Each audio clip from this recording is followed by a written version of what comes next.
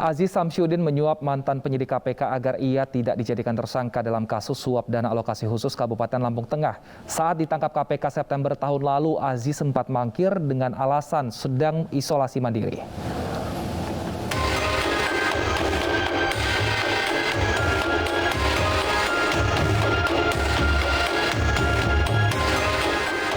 Aziz Samsudin ditangkap KPK di kediamannya di kawasan Kebayoran Lama, Jakarta, September tahun lalu.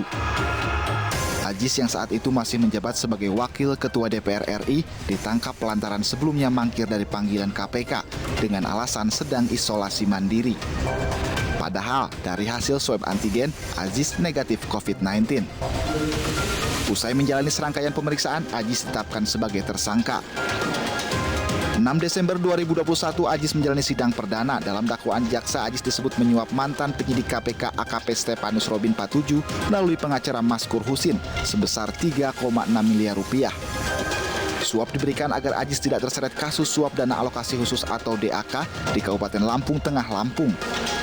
Suap diberikan bersama rekannya sesama kader Partai Golkar, Aliza Gunado. Tim Liputan iNews melaporkan. Bagaimana pandangan masyarakat anti korupsi terkait vonis Aziz Samsudin? Sudah bergabung bersama kami Koordinator Maki Boyamin Saimat. Selamat sore Bang Boyamin. Sore Wilson dan juga pemirsa iNews di seluruh Indonesia dan dimanapun. Baik Bang Boyamin, suap 3,6 miliar namun vonis hanya 3,5 tahun. Sepadan nggak ini Bang Boyamin? Sebelum jumlah, kita secara substansi dulu, Wilson.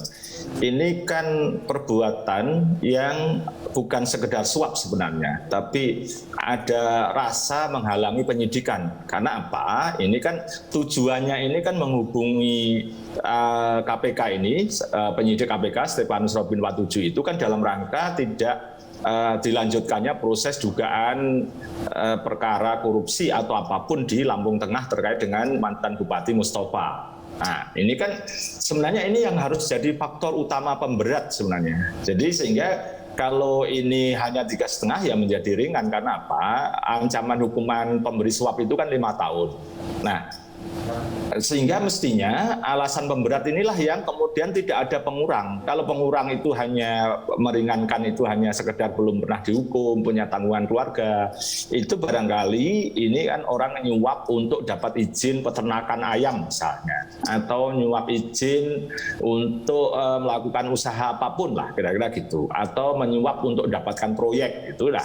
Artinya pada posisi itulah yang kira-kira ancaman hukuman itu layak menjadi setengahnya, antrinya 3 tahunan lah, 2,5 sampai 3 tahun. Jadi ya sekali lagi ini satu itu. Kedua, Pak Aziz Samsudin itu kan dulu pernah juga di Komisi 3 DPR RI yang juga termasuk bagian dari mengawasi KPK.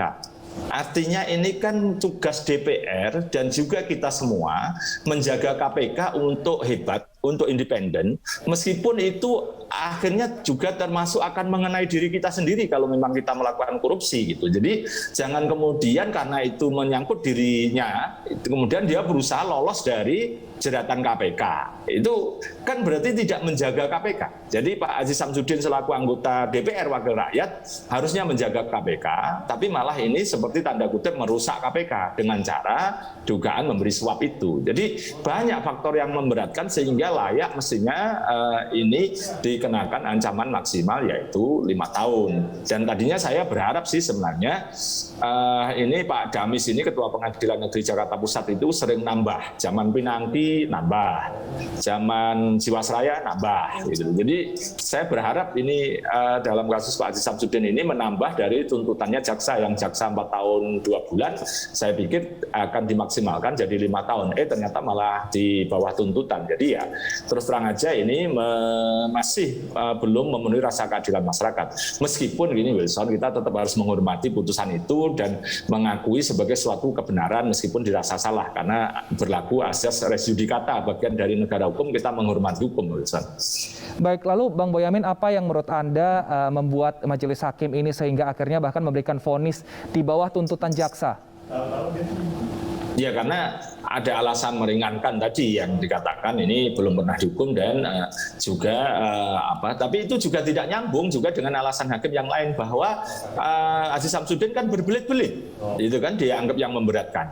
Jadi banyak hal yang memberatkan yang kemudian mestinya tidak mengurangi esensi dari memberatkan itu tadi gitu. Jadi selain berbelit-belit juga Pak Ketua Majelis itu juga membacakan alasan pemberat yang lain adalah mencemarkan atau merusak nama DPR itu. Jadi ya agak nyambung terus terang aja. Jadi ya rasanya kenapa ini tiba-tiba Pak Damis kok menjadi lunak begini ya kita tidak bisa menuduh apa-apa, tapi rasanya ini bukan tipenya Pak Damis Ketua Pengadilan Negeri Jakarta Pusat gitu. Tapi ya kita tetap kita hormati. Saya berharap pada posisi ini KPK bisa mengembangkan kasus yang di Lampung Tengah atau mengembangkan yang dugaan menghalangi penyidikan yang dirasakan ada beberapa pihak meskipun itu belum tentu Pak Aziz Samsudin misalnya itu terhadap kasus yang terkait dengan Lampung Tengah itu. Jadi ini yang saya berharap betul. Tapi ya bisa aja KPK dari sisi jangka pendek mengajukan banding terhadap putusan ini misalnya. Tapi rasanya apapun kita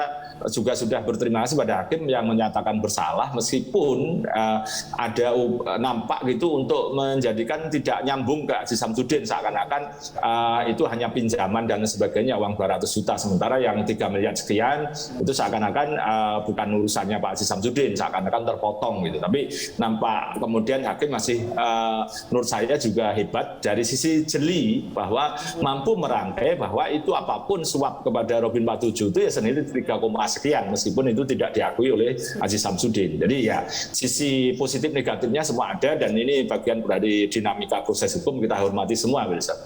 Baik, kita akan nantikan seperti apa nanti sikap jaksa, apakah mengajukan banding atau hanya menerima putusan dari majelis hakim. Terima kasih Bang Boyamin atas waktunya dan sehat selalu Bang Boyamin.